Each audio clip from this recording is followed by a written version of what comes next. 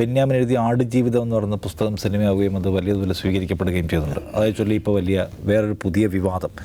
ആ സിനിമയിൽ ആ പുസ്തകത്തിൽ പറയുന്ന ഒരു ഭാഗം, ഈ കഥയിലെ നായകനായ നജീബ് ആടുമായി മൃഗരതിയിൽ ഏർപ്പെടുന്ന ഒരു പോർഷൻ അതിനകത്തുണ്ട്. ഹക്കീം എന്ന് പറയുന്ന ഒരു കമ്പാനിയനെ കുറിച്ച് അതിൽ പറയുന്നുണ്ട്. ഹക്കീം അതിൽ കൊല്ലപ്പെടുകയാണ്.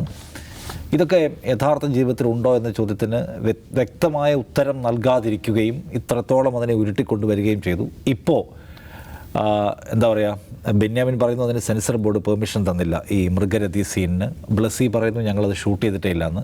നജീബ് പറയുന്നു അങ്ങനെ ഒരു സംഗതിയെ ഉണ്ടായിട്ടില്ല എന്ന്. അപ്പോൾ നജീബിൻ്റെ ജീവിതത്തോട്, അയാളുടെ ഒരു മനുഷ്യൻ നിലയ്ക്കുള്ള അന്തസ്സിനോട് ഒരു പാതകം ചെയ്യുന്നുണ്ടോ ഈ എഴുത്തുകാർ, ഈ കഥ നോവൽ എഴുതിയ ബെന്യാമിൻ അല്ലെങ്കിൽ സിനിമക്കാർ എന്ന ക്വസ്റ്റ്യനോട് ഉയർന്നു വരുന്നു. അതേസമയം ഞാൻ എഴുതിയതൊരു ഫിക്ഷനാണ്, നജീബിൻ്റെ കഥയല്ല എന്ന് പിന്നീട് വിശദീകരിച്ചുകൊണ്ട് ബെന്യാമിനേക്കത്ത് വരുന്നു. അതേ ബെന്യാമിൻ്റെ പുസ്തകത്തിലെ ഇത് ഒരു പൊടിപ്പും തൊങ്ങലുമില്ലാത്ത നജീബിൻ്റെ ജീവിതകഥയാണ് എന്ന ഭാഗം ആളുകൾ എടുത്ത് പോസ്റ്റ് ചെയ്യുന്നു. ഇതിനകത്തൊരു നൈതിക പ്രശ്നം, ഒരു സത്യസന്ധതയില്ലായ്മ എന്നീ പ്രശ്നങ്ങൾ ഉയർത്തപ്പെടുന്നുണ്ട്. അതേസമയം ഇതൊരു ഫിക്ഷനല്ലേ, ഇതൊരു മനുഷ്യൻ്റെ ബയോഗ്രഫി അല്ലല്ലോ, അതിനകത്ത് എന്തിനാണ് ഇത്രയും ആധി കാണിക്കുന്നത്, ഇത്രയും വിമർശനം ഉന്നയിക്കുന്നുള്ള ക്വസ്റ്റ്യൻ അപ്പുറത്തും ഇപ്പുറത്തുമായിട്ട് ആൾക്കാർ സംസാരിച്ചുകൊണ്ടിരിക്കുകയാണ്. നമ്മൾ അതിനെക്കുറിച്ച് സംസാരിക്കാൻ വിചാരിക്കുന്നു. അജിംസ് എന്താണ് തോന്നുന്നത്? ഇതിനകത്തൊരു ഒരു നൈതികതാ പ്രശ്നം ബെന്യാമിൻ്റെ ഭാഗത്തുണ്ടായിട്ടുണ്ട്, ഒരു സത്യസന്ധതാ പ്രശ്നമുണ്ട് തോന്നുന്നുണ്ടോ? അതോ ബെന്യാമിൻ ഒരു എഴുത്തുകാരൻ നിലയ്ക്ക് ചില സംഗതികളെ എടുത്തു, അതിൽ നിന്ന് പ്രചോദനം ഉൾക്കൊണ്ട് ഒരു ഫിക്ഷൻ എഴുതി, അതിനെ മൊത്തം നജീബിൻ്റെ ജീവിതവുമായിട്ട് ചേർത്ത് വെക്കേണ്ടതില്ല എന്ന വാദത്തിലാണോ കൂടുതൽ ഊന്നൽ? ആമുഖമായിട്ട് ഞാൻ പറയട്ടെ, ഞാൻ ആടുജീവിതം നോവൽ പൂർണ്ണമായിട്ടും വായിച്ചിട്ടുള്ളൂ. ആദ്യത്തെ 2 അധ്യായം മാത്രമേ വായിച്ചിട്ടുള്ളൂ. ആടുജീവിതം സിനിമയും കണ്ടിട്ടില്ല. അപ്പോൾ അതുകൊണ്ട് അതെന്താണ് ആടുജീവിതം നോവലിലുള്ള എന്താണ് സിനിമയിലുള്ളതെന്നാണ് എനിക്കറിയില്ല.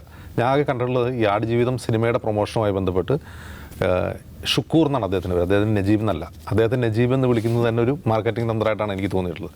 ഒരാളുടെ പേര് ഇപ്പോൾ ബെന്യാമിൻ വിശദീകരിക്കുന്നുണ്ട്. ഷുക്കൂർ എന്നുള്ള അദ്ദേഹത്തിൻ്റെ നാട്ടിൽ വിളിക്കുന്ന പേരാണ്, നജീബ് എന്നുള്ള റെക്കോർഡിക്കൽ പേരെന്ന് ഇപ്പോൾ വിശദീകരിച്ച് പുതിയ പോസ്റ്റ് ഇട്ടിട്ടുണ്ട്. ആണോ? ഓക്കെ. ഷുക്കൂർ എന്നാണ് പല സ്ഥലത്തും കാണുന്നത്. നജീബ് എന്നുള്ളത് കഥാപാത്രമാണ്. അപ്പോൾ ഈ നജീബ് തന്നെയാണോ ഷുക്കൂർ തന്നെയാണോ നജീബ് നമുക്കറിയില്ല, നമ്മളത് മാത്രമല്ലേ കാണുന്നുള്ളൂ. അപ്പോൾ ഈ ആടുജീവിതം ഒരു നോവലാണോ ജീവചരിത്രമാണോ എന്ന് ചോദിച്ചാൽ അതൊരു നോവൽ തന്നെയാണ്. കാരണം നോവലിനുള്ള സാഹിത്യ അക്കാദമി അവാർഡ് അതിന് കിട്ടിയിട്ടുണ്ട്. ഒരുപക്ഷെ മലയാളത്തിൽ ഏറ്റവും കൂടുതൽ വിറ്റഴിക്കപ്പെട്ട നോവലുകളൊന്നായിരിക്കും അത്. അതാണോ എന്ന് എനിക്കറിയില്ല. ഒരുപക്ഷെ ഖസാക്കിൻ്റെ ഇതിഹാസമാണോ കൂടുതൽ വായിക്കപ്പെട്ടത്, അതല്ല ആടുജീവിതമാണോ എന്ന് എനിക്കറിയില്ല. അതിൻ്റെ കണക്ക് എൻ്റെ മുമ്പിലില്ല. പക്ഷെ അത് കൂടുതൽ വിറ്റഴിക്കപ്പെട്ടിട്ടുണ്ട്. ഞാനത് വായിക്കാതിരിക്കാനുള്ള കാരണം, ഞാൻ അതിൻ്റെ ആദ്യത്തെ 2 അധ്യായം വായിച്ചിട്ട് എനിക്ക് ഒട്ടും കണക്റ്റ് ആവുന്നുണ്ടായിരുന്നില്ല. നമുക്കങ്ങനെയാണല്ലോ, ചിലപ്പോൾ ഉത്കൃഷ്ട സാഹിത്യ സൃഷ്ടിയാണെങ്കിൽ നമുക്കത് കണക്റ്റ് ആയി നമ്മൾ വായിക്കില്ലല്ലോ. എനിക്കത് ഒട്ടും അത് മുന്നോട്ട് നീങ്ങാണ്ടായപ്പോൾ ഞാൻ അടച്ചു വെച്ചൊരു പുസ്തകമാണ്. അപ്പോൾ അത് മികച്ച സാഹിത്യ സൃഷ്ടിയാണോ അല്ലേ എന്നുള്ളതൊക്കെ ഡിബേറ്റ് വേറെയാണ്. അത് ഞാൻ അതിൽ അഭിപ്രായം പറയാൻ ഞാൻ ആളല്ല. പക്ഷേ എനിക്കത് കണക്റ്റ് ആയില്ല, എനിക്കത് വായിക്കാനേ തോന്നിയില്ല. ഇതിലൊരു പ്രശ്നം എന്ന് വെച്ചാൽ ഈ നോവലിൻ്റെ ഒരു സ്വഭാവം എന്താണ്, അതൊരു തരം എന്താ പറയുക ദുരന്തം, ഒരു മനുഷ്യൻ നേരിടുന്ന സർവൈവൽ ഡ്രാമ എന്ന അർത്ഥത്തിൽ ഒരു മനുഷ്യന് സഹിക്കാൻ പറ്റുന്നതിനപ്പുറമുള്ള, ഒരു മനുഷ്യൻ സഹിക്കാൻ പറ്റുന്നതിനപ്പുറമുള്ള പീഡനം ഏറ്റുവാങ്ങുന്ന ഒരു മനുഷ്യനെ അങ്ങനെ തന്നെ വരച്ച് കാണിക്കുകയാണ് അതിൽ ചെയ്യുന്നത്. അതിൽ ചിലപ്പോൾ യഥാർത്ഥത്തിൽ നടന്ന പീഡനങ്ങളുണ്ടാവും, ചിലപ്പോൾ അത് കുറച്ചുകൂടി തീവ്രമാക്കാൻ വേണ്ടി നോവലിസ്റ്റ് കുറച്ചുകൂടി അദ്ദേഹത്തിൻ്റെ ഭാഗത്ത് ഫിക്ഷൻ ചേർത്തിട്ടുണ്ടാവും.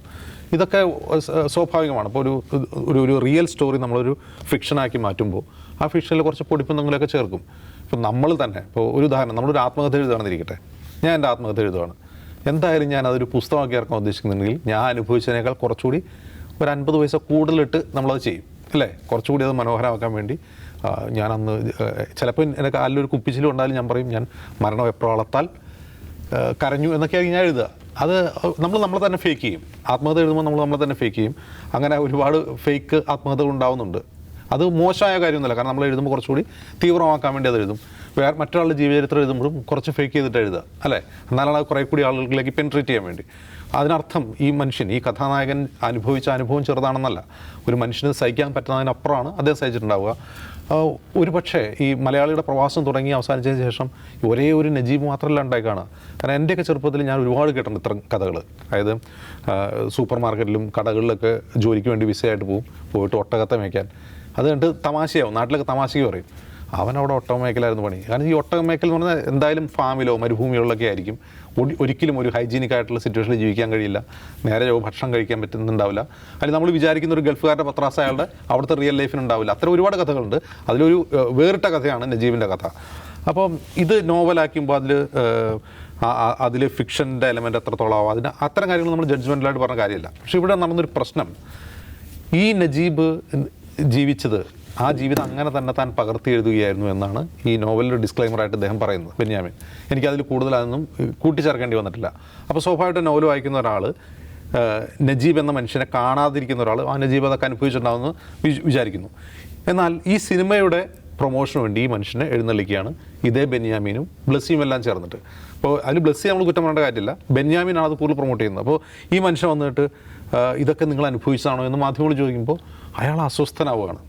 നിങ്ങൾ ശ്രദ്ധിച്ചിട്ടുണ്ടാവും, അദ്ദേഹത്തോട് ചോദിക്കുന്ന ചോദ്യത്തിന് അദ്ദേഹം മറുപടി പറയാൻ അശക്തനാണ്. കാരണം അദ്ദേഹത്തിന് അത് ഓർക്കാൻ, ആ ട്രോമ ഓർക്കാൻ പോലും കഴിയുന്നില്ല. അദ്ദേഹം ഒരു സെൻറ്റൻസ് പോലും മുഴുമിക്കുന്നില്ലല്ലോ. നിഷ്കളങ്കരമാണ്. അദ്ദേഹം അത് മുഴുമിക്കാൻ കഴിയുന്നില്ല. കാരണം അത് ഓർക്കുക എന്നുള്ളത് തന്നെ ഒരു വലിയ പീഡനമാണ്.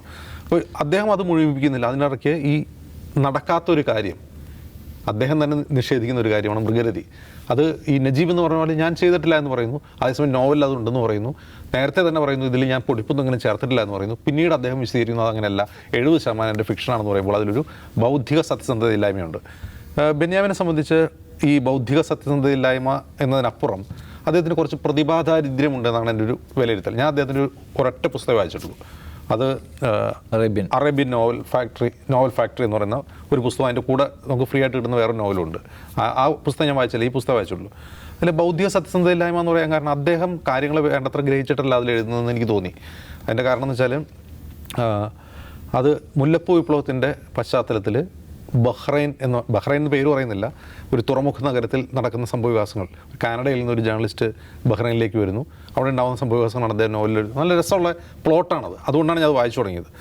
അപ്പോൾ അദ്ദേഹം എഴുതി വയ്ക്കുന്ന കാര്യങ്ങളുണ്ട് നമ്മൾ വായിൽ വരലൊക്കെയാണ്. അതെന്ന് വെച്ചാൽ ഒന്ന്, ആ പ്രദേശത്തിൻ്റെ ചരിത്രത്തെക്കുറിച്ചോ അതിൻ്റെ കൾച്ചറിനെക്കുറിച്ചോ അതിൻ്റെ രാഷ്ട്രീയത്തെക്കുറിച്ചോ ഒരു ബോധ്യവും അദ്ദേഹത്തിന് ഇല്ലാതെ അദ്ദേഹം ആധികാരികമായി, ഈ കഥാനായകൻ ഒരു ജേർണലിസ്റ്റാണല്ലോ, അപ്പോൾ അദ്ദേഹത്തിൻ്റെ മനോവ്യാപാരങ്ങളിലൂടെ അല്ലെങ്കിൽ അദ്ദേഹത്തിൻ്റെ ഭാഷണത്തിലൂടെ അവതരിപ്പിക്കുന്ന മൊത്തം പരമാബദ്ധങ്ങളാണ്, ചരിത്രപരമായുള്ള വിഡ്ഢിത്തരങ്ങളാണ് അദ്ദേഹം എഴുതി വയ്ക്കുന്നത്. എനിക്ക് തോന്നുന്നു അദ്ദേഹം ആരോ പറഞ്ഞു കേട്ട് എഴുതുന്നതായിരിക്കാം. പറഞ്ഞു കേട്ട് എഴുതുമ്പോൾ ഉണ്ടാകുന്ന തെറ്റിദ്ധാരണകൾ, അതിനെക്കുറിച്ച് അറിയില്ലാതെ എഴുതുമ്പോൾ തെറ്റിദ്ധാരണകളായിരിക്കാം. അപ്പോൾ എനിക്ക് തോന്നിയിട്ടുള്ളൊരു കാര്യം, അങ്ങനെ ഒരു സെലിബ്രേറ്റ് ചെയ്യപ്പെടേണ്ടത്ര മികച്ച നോവൽ രചനയല്ല ബെന്യാമിൻ്റെ എന്നാണ് എനിക്ക് വ്യക്തിപരമായ അഭിപ്രായമുള്ളത്.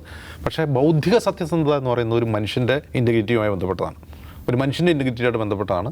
ആ ഇൻറ്റഗ്രിറ്റിയില്ലായ്മ തെളിയുകയാണ് ഈ പല തരത്തിലുള്ള വർത്തമാനം പറയുന്നതിലൂടെ. ഒന്ന് പുസ്തകത്തിലൊന്ന് എഴുതി വയ്ക്കുക, പുസ്തകത്തിൽ ഡിസ്ക്ലൈമറിൽ മറ്റൊന്ന് എഴുതി വയ്ക്കുക, പിന്നീട് നജീബിനോട് പ്രൊമോഷനായിട്ട് വരുമ്പോൾ ഒരു കാര്യം പറയുക, പിന്നീട് അത് നിരസിക്കുക എന്നുള്ളത് ഒരു ബൗദ്ധിക സത്യസന്ധതയില്ലായ്മയാണ്.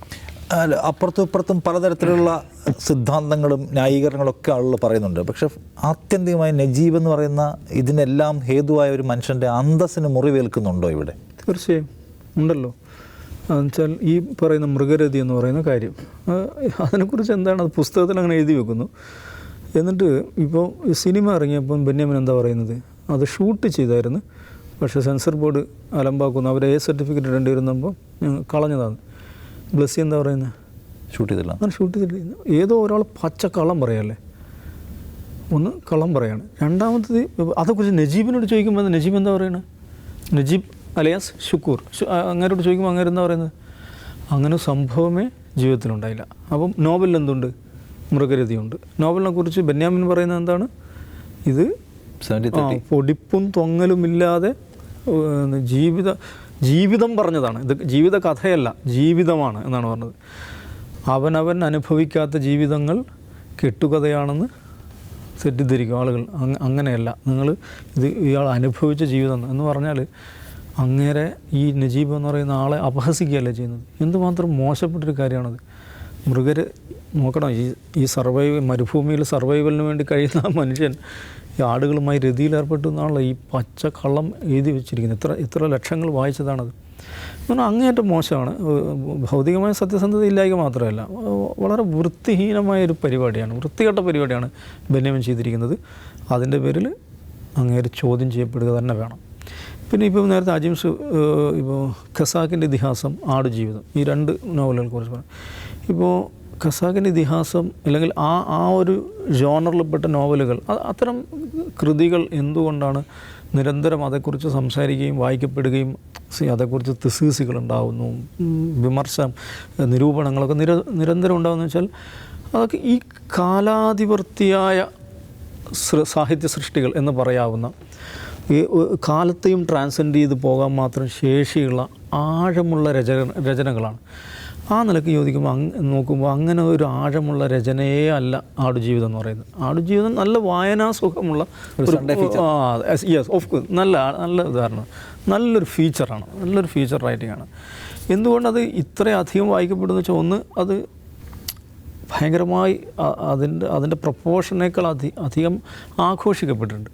എന്തുകൊണ്ടാണ് അതങ്ങനെ ആഘോഷിക്കപ്പെട്ടത് എന്നതിനെക്കുറിച്ച് ചർച്ച വേറെയുണ്ട്. അതേക്കുറിച്ച് കേരളത്തിൽ നേരത്തെ തന്നെ ഈ സിനിമയൊക്കെ വരുന്നതിന് മുമ്പ് തന്നെ വിമർശനം ഉന്നയിച്ചിരുന്നത് ദലിത് നിരൂപകരായിട്ടുള്ള ആളുകളാണ്. ഡോക്ടർ AK വാസുവിനെ പോലുള്ള ആളുകൾ, KK ബാബുരാജിനെ പോലുള്ള ആളുകൾ. അത് ഇസ്ലാമോഫോബിയ ഉള്ളടക്കമുള്ളൊരു പുസ്തകമാണ്. ക്രൂരനായ അറബി എന്നുള്ളത് നന്നായി ക്രൂരനായ അറബി, മൃഗരതി, ഇങ്ങനെയൊക്കെയുള്ള സംഗതികൾ വിറ്റുപോകും. കേരളത്തിൻ്റെ ഒരു ഇതിൽ വിറ്റുപോകും. ഇപ്പോൾ തന്നെ നിഷാദ് ഒരു കാര്യം ശ്രദ്ധിച്ചോ, സോഷ്യൽ മീഡിയയിൽ ഇതുമായി ബന്ധപ്പെട്ട പുതിയൊരു വലിയ വിവാദം നടക്കുകയാണ്. അതിൽ അസാധാരണമായിട്ടുള്ള ഒരു ജംഗ്ഷൻ രൂപപ്പെട്ടിട്ടുണ്ട്. എന്ന് വെച്ചിട്ടുണ്ടെങ്കിൽ പലതരം തുരങ്ക സൗഹൃദക്കാരുണ്ടല്ലോ, ഇവരെല്ലാവരും ബെന്യാമിനു വേണ്ടി ഒത്തുചേരുന്ന ഒരു ജംഗ്ഷൻ നമുക്കിവിടെ കാണുന്നുണ്ട്. ആരൊക്കെയാണ്? സംഘികൾ, പ്രത്യക്ഷ സംഘികൾ, ഇടതുപക്ഷത്തിലുള്ള ഇസ്ലാമോഫോബുകൾ, ലിബറൽ ഈ കോൺഗ്രസ് പക്ഷത്തൊക്കെയുള്ള ഉദാരപക്ഷത്തുള്ള ഇസ്ലാമോഫോബുകൾ. ആ നിലയിൽ സാമൂഹ്യ മാധ്യമങ്ങൾ ഇടപെടുന്ന പല വെറൈറ്റി ഇസ്ലാമോഫോബുകളുണ്ട്. പ്രത്യക്ഷത്തിൽ വിരുദ്ധ ധാരകളിൽ നിൽക്കുന്ന പ്രത്യക്ഷത്തിൽ വിരുദ്ധധാരകളാണെങ്കിലും അന്തർധാര എന്നൊക്കെ പറയില്ലേ, ഇവരുടെ അസാധാരണമായിട്ടുള്ളൊരു തുരങ്ക സൗഹൃദവും അവരുടെ ഒരു വെടിപറച്ചൽ ജംഗ്ഷനും ബെന്യാമിന് വേണ്ടിയിട്ട് രൂപപ്പെടുന്നത് ഇങ്ങനെ നല്ല രസമാണ്. ഇതിങ്ങനെ കാണാൻ ആ ജംഗ്ഷൻ ഇങ്ങനെ രൂപപ്പെടുകയാണ് സോഷ്യൽ ബെന്യാമിനെതിരെ സംഖ്യകളുടെ വേറെ പ്രശ്നമാണ് ഈ മുഹമ്മദ് ഹസൻ്റെ റോഡ്. അത് ഞാൻ പറയാൻ പോകുന്ന പോയിന്റാണ്. അപ്പോൾ ഈ ആടുജീവിതത്തിൻ്റെ ഇതാണ്, അതിൻ്റെ വിൽപ്പന മൂല്യം ഉണ്ടാകുന്നത് ഇത് വളരെ പ്രധാനപ്പെട്ട ഒരു ഘടകമാണ്. ക്രൂരനായൊരു അറബി നമ്മുടെ നാട്ടിൽ എളുപ്പം വിൽക്കപ്പെടും. രണ്ടാമത് ഈ രചനയുമായി ബന്ധപ്പെട്ട് ഈ പറയുന്ന ഇതിൻ്റെ കണ്ടൻറ്റുമായി ബന്ധപ്പെട്ട ഒക്കെ ആയിട്ടുള്ള വിമർശനമാണ്. പക്ഷേ ഇത് തന്നെ ഈ രചന തന്നെ ഒരു സാഹിത്യ ചോരണമായിരുന്നു വർഷങ്ങൾക്ക് മുമ്പ്. ഈ വിവാദമൊക്കെ വരുന്നതിന് മുമ്പ് വന്നിട്ടുണ്ട്. എന്ന് വെച്ചാൽ റോഡ് ടു മെക്ക എന്ന് പറയുന്നത് ലിയോപോൾഡ് വെയ്സ് എന്ന് പറയുന്ന മുഹമ്മദ് അസദ് അദ്ദേഹം എഴുതിയാണ്. എനിക്കത് 82-83 നമ്മൾ കാരശ്ശേരി മാഷത് മലയാളത്തിലേക്ക് കൊണ്ടുവരുന്നുണ്ട്. മനോഹരമായ രചനയാണ് കേട്ടോ. ഞാൻ 2-3 പ്രാവശ്യം അത് വായിച്ചിട്ടുണ്ട്. ഈ മരുഭൂയാത്ര, ശരിക്കും നമുക്ക് ഈ മരുഭൂയാത്ര